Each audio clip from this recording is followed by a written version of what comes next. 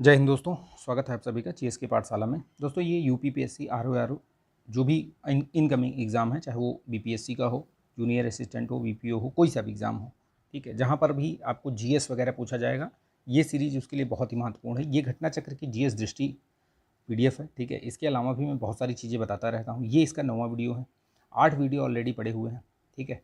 उनको देख लीजिए, क्रमबद्ध तरीके से देखेंगे तो बहुत अच्छे से समझ में भी आएगा और चीज़ें जो है वो क्लियर होंगी, ठीक है। बहुत महत्वपूर्ण सीरीज़ है ये, रिवीजन के लिए बहुत बढ़िया है, ठीक है। इसको आप देखिए, पूरा देख डालिए इसको, ठीक है। बहुत बड़े बड़े वीडियोज़ नहीं हैं, 1.5 की स्पीड से देखिए, आप बहुत आसानी के साथ इसको कंप्लीट कर जाएंगे। इसके अलावा ये तो ज्योग्राफी का है, ठीक है, भूगोल, सामान्य भूगोल का सार है ये, ठीक है। इसके अलावा मैंने हिस्ट्री का करवा रखा है, वो भी देख डालिए, ठीक। उसके करीब 15 वीडियोज़ हैं, पॉलिटी के हैं, ठीक है, पॉलिटी के हैं, फिर इन्वायरमेंट एंड इकोलॉजी के हैं, इनको देख डालिए। ताबड़तोड़ सीरीज़ है, उसको देखिए, ठीक है। अभी मैंने प्री बूस्टर सीरीज चलाया है, उसमें क्या है कि जो भी एग्ज़ाम से रिलेटेड जो भी महत्वपूर्ण जो टॉपिक हैं, जहाँ से हमेशा प्रश्न आयोग जो है हमेशा बनाता है, वो सारे टॉपिक्स को मैं आपको करवा रहा हूँ, ठीक है। तो उसको भी देखिए, उसमें आपको प्रश्नों के माध्यम से भी है, टॉपिक के माध्यम से भी है, करंट अफेयर्स और स्टैटिक दोनों हैं। चलिए, तो इसको देखिए, लाइक कीजिए, शेयर कर दीजिएगा। चलिए शुरू करते हैं वीडियो को फटाफट। चलिए शुरू करते हैं। देखिए, ये आर्थिक समीक्षा यहाँ तक मैंने करवा दिया था, ठीक है। नकदी फसलें शुरू कर दिया था हमने। आर्थिक समीक्षा 2022-23 के अनुसार अभी तो 23-24 आ चुका है, ठीक है। तो इसको बहुत ज़्यादा ध्यान मत दीजिएगा इस पर, बस इसको मैं बता दे रहा हूँ, आप इसको वो कर लीजिएगा, मैच कर लीजिएगा, ठीक है। कपास के मामले में वैसे ही मुझे लग रहा है ये सेम ही है, ठीक है। तो देख लीजिएगा इसको मैं छोड़ दे रहा हूँ, इसको बाद में मैं आर्थिक समीक्षा से करवा दूंगा। महाराष्ट्र में श्वेत स्वर्ण के नाम से ये कपास को जाना जाता है। मध्य प्रदेश में कपास की कृषि मुख्यतः की जाती है, तो राज्य के पश्चिमी भाग में या मालवा पठार में, ठीक है। कपास की खेती के कारण खांडवा खरगोन जिले को क्या कहा जाता है, तो सफ़ेद सोने का क्षेत्र कहा जाता है, ठीक है। नेक्स्ट जो खड़ी फसल की खेती है, नकदी, ठीक है, वो गन्ना है। गन्ना क्या है, उष्णकटिबंधीय पौधा है, ग्रेमनी कुल का है। कृषि हेतु आवश्यक तापमान, औसत जो वार्षिक तापमान है वो 21 से 27 डिग्री सेल्सियस होनी चाहिए। वर्षा इसके लिए 75 से 100 सेंटीमीटर, और ये उच्च उत्पादकता दक्षिण भारत में अधिक है, ठीक है। वैसे देखा जाए तो अगर उत्तर भारत में भी जो गन्ने की खेती है वो बृहद स्तर पर होती है, ठीक है। उत्तर प्रदेश, हरियाणा, पंजाब, इन सब क्षेत्रों में बहुत होती है, लेकिन ये उत्पादकता की बात कर रहा है, उच्च उत्पादकता की बात कर रहा है, तो उधर ज़्यादा है, साउथ में ज़्यादा है। भारत में गन्ने की खेती के अंतर्गत जो क्षेत्र है दिया हुआ है, ये इतने मिलियन हेक्टेयर, इतने मिलियन हेक्टेयर, ठीक है, याद रखिएगा। गन्ना उत्पादक में 3 ये अग्रणी राज्य, ये ठीक है, इसमें कोई अंतर नहीं है, ठीक, यही रहता ही है। गन्ना धारणी गन्ना उपक्रम सतत गन्ना पहल एक शुरुआत हुई थी, ठीक। गन्ना उत्पादन का एक व्यवहारिक उपगम है ये। भारत में गन्ने की खेती में सुधार हेतु 2009 में इसको प्रारंभ किया गया था। इक्रीसैट और WWF की ये संयुक्त पहल के रूप से शुरू किया गया। बीज की लागत अपेक्षाकृत इसमें कम होती है। चीनी देखिए, चीनी, तो चीनी में क्या है, भारत जो है वो विश्व में चीनी उत्पादन उपभोक्ता, मतलब सबसे बड़ा उपभोक्ता है, ठीक है। ये चीनी उत्पादन में भी अग्रणी ये है, ठीक है, देश है। प्रथम चीनी मिल जो है वो कब स्थापित हुई थी, 1903 में। कहाँ पे, प्रतापपुर, देवरिया जिले में। याद रखिए, कई बार पूछता है ये, ठीक, वो सेंटेंस बना के दे देगा तो आप कंफ्यूज हो जाएंगे, इसलिए याद रखिएगा, प्रतापपुर, देवरिया। उत्तर प्रदेश भारत का शक्कर का प्याला कहा जाता है ये। दक्षिण भारत में गन्ने की शर्करा की मात्रा अपेक्षाकृत अधिक होती है, ठीक है। चलिए, वो वहाँ पे वेदर की वजह से होता है। चीनी उत्पादन जो है ये महाराष्ट्र, उत्तर प्रदेश, ये 2022-23 का दिया हुआ है, लेकिन अभी अगर देखेंगे तो अभी उत्तर प्रदेश नंबर 1 पर है। चीनी और गन्ना दोनों, गन्ने के उत्पादन में भी और चीनी के उत्पादन में भी, ठीक। तो याद रखिएगा, उसको छोड़ दीजिएगा। दूसरा सबसे अधिक कृषि आधारित उद्योग, चीनी उद्योग भारत में यही है। विश्व में दूसरा सबसे बड़ा उत्पादक देश ये भारत है। ब्राज़ील जो है विश्व में सर्वाधिक उत्पादक है। तो ब्राज़ील, भारत, चीन, इस तरीके से याद रखिएगा ये चीज़ को। चलिए नेक्स्ट देखते हैं। गन्ना प्रजनन संस्थान कहाँ है, तो भारत में गन्ने का जो प्रजनन से संबंधित संस्थान है वो कोयम्बटूर में है, 1912 में स्थापित हुआ था। यहाँ पे बेसिकली वही है, अनुसंधान और उस पर मतलब रिसर्च एंड डेवलपमेंट में कार्य किया जाता है, किस तरीके से नई कुछ प्रजाति उत्पन्न की जाए, अधिक शर्करा वाली, या जिसमें फंगाई वगैरह, रोग वगैरह ना लगें, इस तरीके की चीज़ें मतलब चलती रहती हैं उसमें कुछ कुछ। भारत में शुद्ध सकल कृषि क्षेत्र में सर्वाधिक सिंचित क्षेत्र वाली फसल यही है, गन्ना है, ठीक है। CO1148 एक महत्वपूर्ण प्रजाति है, किसकी है, तो ये याद रखिएगा, गन्ना की है, CO1148। तिलहन है अगली जो खड़ी फसल है, नकदी फसल तिलहन है। भारतीय भोजन में वसा का ये मुख्य स्रोत होता है, तिलहन। भारत में सबसे बड़ा उत्पादक जो है वो राजस्थान, ठीक। तेल और खली की प्राप्ति होती है इससे। प्रमुख फसलें और कौन कौन सी हैं देखिए, इनमें तिलहन में कौन कौन सी आती हैं, तोरिया, सरसों, तिल, अलसी, सोयाबीन, सूर्यमुखी, अरंडी, बिनौला, ये सब इसमें तिलहन वाले उसमें आती हैं फसल में। सोयाबीन के देख लीजिए, बहुत महत्वपूर्ण नहीं है, एक बार देख लीजिए ऐसे ही। खाद्य तेल और प्रोटीन का अच्छा स्रोत है ये। इसके लिए 15 से 25 डिग्री सेल्सियस का औसत वार्षिक तापमान चाहिए। औसत जो वार्षिक वर्षा है वो 40 से 60 सेंटीमीटर। अनुकूल मिट्टी इसके लिए अम्लीय दोमट मिट्टी चाहिए। बुआई जून में होती है, कटाई अक्टूबर में, और सिंचाई इसमें 3 से 4 बार आवश्यकता होती है। मूंगफली देखिए, उत्पादक कौन कौन से हैं, तो गुजरात, राजस्थान, ये तमिलनाडु। चलिए आगे देखते हैं। आर्थिक समीक्षा छोड़ दीजिए, आर्थिक समीक्षा मैं अलग से इसमें, ये जो फसल वाला है वो मैं करवा दूंगा, मेरे पास है, मैं करवा दूंगा उसको, ठीक। मूंगफली ये देखिए, इसके लिए क्या क्या चाहिए, तो ये वानस्पतिक प्रोटीन का अच्छा स्रोत है, उष्णकटिबंधीय पौधा है ये। आवश्यक औसत वार्षिक तापमान है 15 से 25 डिग्री सेल्सियस। आवश्यक औसत वार्षिक वर्षा इसके लिए चाहिए, तापमान चाहिए 15 से 25, और ये जो वर्षा है वो चाहिए 50 से 80। भारत में अन्य नाम इसको जो है गरीबों का काजू भी कहा जाता है, ठीक है। बिहार वगैरह में मूंगफली को बादाम बोलते हैं, ठीक है।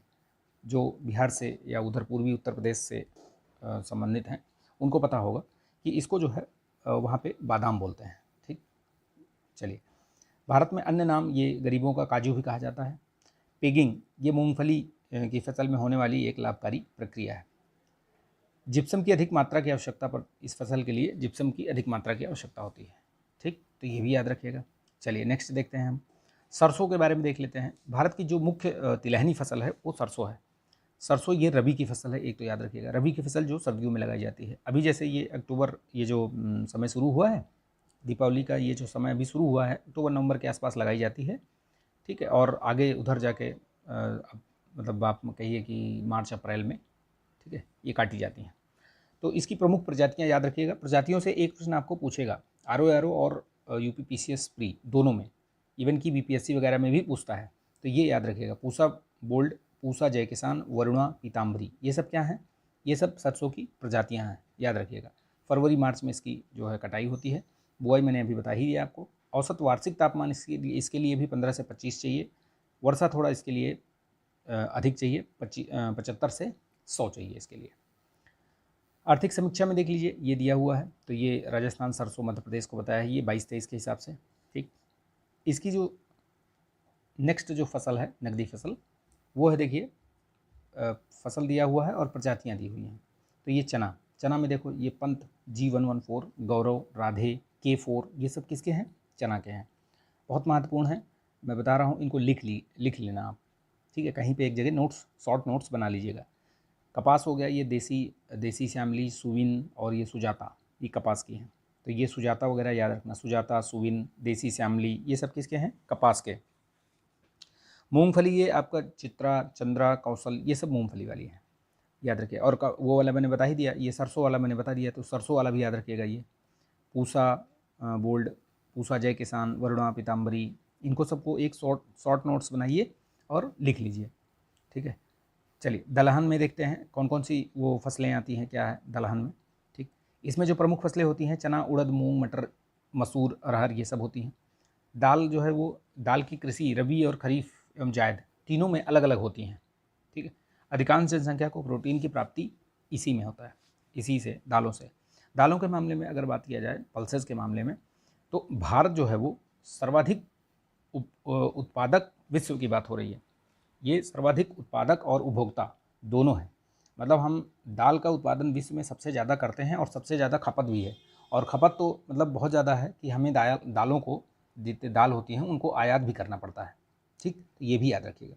ये अभी जो इकोनॉमिक सर्वे आया था 2023-24 वाला, उसमें ये बात कही गई है, याद रखिएगा इस चीज़ को। दलहनी फसलें हवा से नाइट्रोजन संचित करने में क्षमता ये बढ़ाती हैं। कुछ दालों के उत्पादन में विश्व में प्रथम है। दालों का मुख्य उपभोक्ता और उत्पादक दोनों है ये। भारत की दलहनी फसलों में प्रमुख ये अरहर है। अधिकांश जनसंख्या, वही बता दिया हमने ये। चलिए आगे बढ़ते हैं इसमें। अरहर के लिए देखिए कुछ कुछ चीज़ें बताई गई हैं। तो औसत वार्षिक तापमान इसके लिए 20 से 25 डिग्री सेल्सियस, वार्षिक 40 से 80 सेंटीमीटर। कृषि क्षेत्र इसका गंगा मैदान के जलोढ़ मिट्टी क्षेत्र से लेकर प्रायद्वीपीय काली मिट्टी तक ये फैली हुई है। अपने यहाँ अगर उत्तर प्रदेश में बात करें तो ये जो बुंदेलखंड वाला क्षेत्र है, बुंदेलखंड वाला क्षेत्र जो है उसमें आपको ज़्यादा दिखाई पड़ती हैं। ठीक है, तो ये यहाँ पे याद रखिएगा, इस तरीके से है। मान लीजिए तो ये वाला जो क्षेत्र है यहाँ पे आपको बहुत ज़्यादा दिखाई देगा ये अरहर वगैरह की खेती। ठीक, ये उत्पत्ति इसकी भारतवर्ष में हुई। आर्थिक समीक्षा ये 2022-23 में दिया है महाराष्ट्र, कर्नाटक और ये, इसको याद मत करिएगा। मैं जो आर्थिक समीक्षा आई थी अभी जो 23-24 वाली, उसमें दिया हुआ है, मैं करवा दूंगा उसको। अरहर ये प्रमुख प्रजातियां देख लीजिए, प्रजातियां लिख लीजिएगा इसको भी। पारस, मालवी चमत्कार, अमर, आज़ाद, बहार, मालवी विकास। तो मालवी अगर चमत्कार और मालवी विकास आए तो मालवी किससे संबंधित है? अरहर से। मालवी जो है वो अरहर की दाल खाता है, इस तरीके से भी याद रख सकते हैं। पारस, आज़ाद, बहार, अमर। ठीक, चलिए परीक्षा उपयोगी कुछ तथ्य देख लेते हैं। फलीदार और दलहनी फसलों में संतुलित उर्वरक का जो अनुपात होता है एनपीके का अनुपात कितना होना चाहिए? तो ये दिया हुआ है एनपीके का अनुपात। कुसुम एक तिलहनी फसल है। इसका वैज्ञानिक नाम है कार्थेमस टिंक्टोरियस। मटर की जो पत्ती विहीन प्रजाति होती है उसको बोलते हैं अपर्णा। अपर्णा किसका पर्यायवाची है? आप कमेंट करके बताइए, अपर्णा किसका पर्यायवाची है? तो मैं बता देता हूँ, ये आपका आर में पूछता है, बहुत पूछता है घुमा फिरा के। तो ये पार्वती जी का ये पर्यायवाची भी है ये, तो ये भी याद रखिएगा। आपका ज्योग्राफी के साथ हिंदी भी आपकी सही हो रही है। ठीक है, पर्यायवाची। कहवा, कॉफ़ी या कहवा, ये भी देखिए, ये भी नकदी फसल है। इसके लिए औसत वार्षिक वर्षा बहुत ज़्यादा चाहिए, 150 से 250 सेंटीमीटर।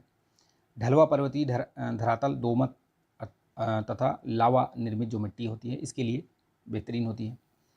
तापमान औसत जो वार्षिक चाहिए कितना? 15 से 18 डिग्री सेल्सियस। बहुत गर्मी में नहीं होगा ये, ठीक है, 15 से 18 वाले में ठीक है, अदरवाइज़ ज़्यादा होगा तो सूख जाएगी, बेकार हो जाएगी। प्रवर्धन ये बीजों द्वारा होता है। भारत में 2 प्रमुख हैं, ये अरेबिका और रोबस्टा। इसमें ये दिया हुआ है, इसको छोड़ दीजिएगा, कोई बहुत ज़रूरी नहीं है। कॉफ़ी में ये भारत में कॉफ़ी को सर्वप्रथम कहाँ उगाया गया था? तो चिकमंगलूर जनपद में, ये कर्नाटक में। राष्ट्रीय बागवानी बोर्ड की स्थापना कब हुई थी? 1984 में हुई थी। सोसाइटी पंजीकरण अधिनियम 1860 के अंतर्गत इसको स्थापित किया गया था 1984 में, एक स्वायत्त सोसाइटी के रूप में। राष्ट्रीय बागवानी बोर्ड का जो मुख्यालय है वो कहाँ पे स्थित है? ये सब बागवानी फसलें हैं, बागवानी फसलें ये सब हो गई, जैसे नारियल हो गया, सुपारी हो गई, ठीक है, ये कॉफ़ी हो गई, कहवा हो गया, ये सारी चीज़ें ये बागवानी फसलों में आती हैं, जो खड़ी फसलें होते हैं। तो ये राष्ट्रीय बागवानी बोर्ड का मुख्यालय कहाँ है? गुरुग्राम, हरियाणा में। ये याद रखना, लिस्टिंग में ये प्रश्न पूछते हैं। तो लिस्टिंग जितनी भी है, चाहे वो हिस्ट्री की हो, ज्योग्राफी के हो, लिस्टिंग मत छोड़िए, आप लोग लिस्टिंग पढ़िए। ठीक है, लूसेंट उठाइए, लूसेंट में जितनी लिस्टिंग दी हुई है, मात्र जो लिस्टिंग है, सिर्फ लिस्टिंग को आप रिवाइज़ करते रहिए, कुछ मत करिए, तो वही करिए कम से कम। और अभी एक मैं वीडियो बनाऊंगा, उसको देख लीजिएगा आप लोग। अभी जैसे प्री वाला तो निश्चित ही हो गया एक तरीके से कि दिसंबर में नहीं होगा, अब जब भी होगा दिसंबर में नहीं होगा, नेक्स्ट ईयर ही जाएगा ये। और अभी थोड़ा सा इंतज़ार कर लीजिए कि हो सकता है आयोग नोटिस दे तो उसमें डेट वगैरह बता दे। बाकी ये है कि अभी कुछ प्लान चेंज करते हैं, कुछ अलग तरीके से तैयारी करते हैं, क्योंकि अभी समय है। आप प्री पढ़ के अब कुछ नहीं होगा, आपको मेंस साथ में लेके चलना पड़ेगा, उसके साथ प्री थोड़ा बहुत पढ़ते रहिए।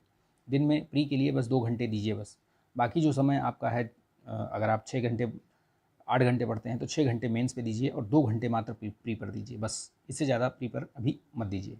ठीक, तो ये है। देखिए चाय और रबड़, देखिए ये भी बागवानी में आते हैं फसलें। 2 प्रमुख फसलें हैं, तो एक बोहिया या चीनी और दूसरा असामिका या असमी। भारतीय परिदृश्य में शीर्ष चाय उत्पादक राज्य असम है। टी बोर्ड ऑफ इंडिया ये 2022-23 के अनुसार ये ठीक है।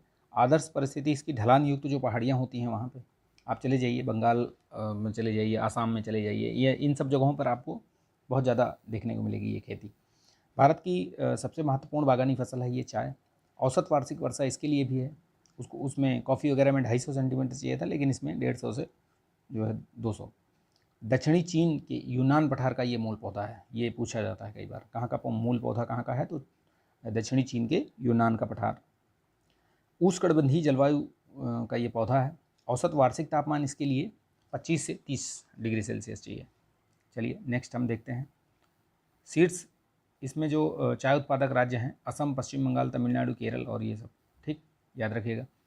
अगर हम देशों की बात करें तो चीन, भारत, केन्या, श्रीलंका, तुर्की, ये सब हैं उत्पादक, शीर्ष उत्पादक, ठीक। चलिए नेक्स्ट हम देखते हैं चाय उत्पादक शीर्ष 5 देश कौन कौन से हैं। तो देखिए इसमें वही है, सेम दिया हुआ है। विश्व के शीर्ष निर्यातक देश देखिए तो सबसे ज़्यादा निर्यात कौन करता है, ये केन्या, फिर चीन, फिर श्रीलंका, फिर भारत। ये 2022 का है आंकड़ा, ठीक है, याद रखिएगा। भारतीय परिदृश्य में देख लीजिए इसको, केरल जो है वो रबड़ का सबसे बड़ा उत्पादक राज्य है। केरल के प्रमुख रबड़ उत्पादक जिले कौन कौन से हैं ये देख लीजिए, बहुत जिले में नहीं पूछता है लेकिन एक बार देख लीजिए। प्राकृतिक जो रबड़ के उत्पादन में शीर्ष भारतीय राज्य कौन है, तो केरल, कर्नाटक, तमिलनाडु, ठीक। ये रबड़ पौधों हेतु गर्म और नम जलवायु इसके लिए आवश्यक है। औसत जो मासिक तापमान है ये होना चाहिए 25 से 28 डिग्री सेल्सियस। औसत वार्षिक वर्षा इसमें 300 सेंटीमीटर चाहिए। सर्वाधिक उत्पादक देश में अगर बात करें तो थाईलैंड ये प्राकृतिक रबड़ में नंबर 1 पे है। अन्य जो बागानी फसलें हैं देखिए इसमें, तो अन्य बागानी फसलों में जैसे नारियल, सुपारी, ताड़, कोकोआ, काजू, ये सब हो गए। वाणिज्य मंत्रालय के तहत चाय, रबड़, कॉफ़ी, ये सब। तब भारत में तंबाकू उत्पादन के शीर्ष 4 राज्य कौन से हैं, गुजरात, आंध्र प्रदेश, उत्तर प्रदेश, कर्नाटक। ये भी है, नकदी फसल ही है तंबाकू भी। भारत में सर्वाधिक क्षेत्र पर तंबाकू की कृषि करने वाले 4 राज्य कौन कौन से हैं, तो ये गुजरात है, कर्नाटक है, आंध्र प्रदेश और उत्तर प्रदेश। नारियल 3 शीर्ष राज्य, केरल, कर्नाटक और तमिलनाडु, इनका भी नाम याद रखिएगा, ठीक है। तो इसको जो है यहीं इतना ही रखते हैं 96 पेज तक, ठीक है। अगले में हम लोग नेक्स्ट वीडियो लेकर आएंगे। तो आप लोग ये अभी जब से समय है ना, तो मैंने जो बताया ना, जितना भी आपका समय आप पढ़ाई में लगे, अब अभी हो सकता है कि कुछ दिन में पता चल जाएगा कि आर का होगा कि नहीं होगा पेपर अभी, ठीक है, इस साल हो पाएगा कि नहीं। अभी तक तो यही 22-23 जो भी दे रखा है वो, लेकिन कुछ भी कहा नहीं जा सकता, ठीक है। तो अनिश्चितता बहुत है इसमें, आप अपने आप थोड़ा सा धैर्य बना करके और प्लानिंग कर करके, जो भी अभी है दीपावली अभी त्यौहार आ चुका है, तो दीपावली के लिए आपको बहुत सभी को ढेर सारी शुभकामनाएं। और इसी के साथ ही मतलब ऐसा हो कि हम अगली जो दीपावली मनाएं वो बेहतर तरीके से मनाएं, कहीं पर सेटल होकर मनाएं, ठीक है। तो इस तरीके से पढ़ाई करिए, बढ़िया से प्लानिंग करके चलिए। जो मैंने बताया कि मेंस को ज़्यादा समय दीजिए अगर आप पीसीएस फोकस कर रहे हैं, और आरओ भी अगर आप फोकस कर रहे हैं तो आरओ भी आप उसी तरीके से पढ़िए। आरओ का तो प्री और मेंस का तो बहुत सारा पोर्शन मैच करता है, ठीक है, लेकिन मेंस प्री का अगर आप पीसीएस अगर दे रहे हैं आप, तो अब आप मेंस पे फोकस हो जाइए, ठीक है। 6 से 8 घंटे मेंस पे दीजिए, केवल 1 से 2 घंटे, 2 घंटे बहुत है, 2 घंटे से ज़्यादा प्री पे मत दीजिए, ठीक। चलिए तो मिलते हैं नेक्स्ट वीडियो में, तब तक के लिए जय हिंद।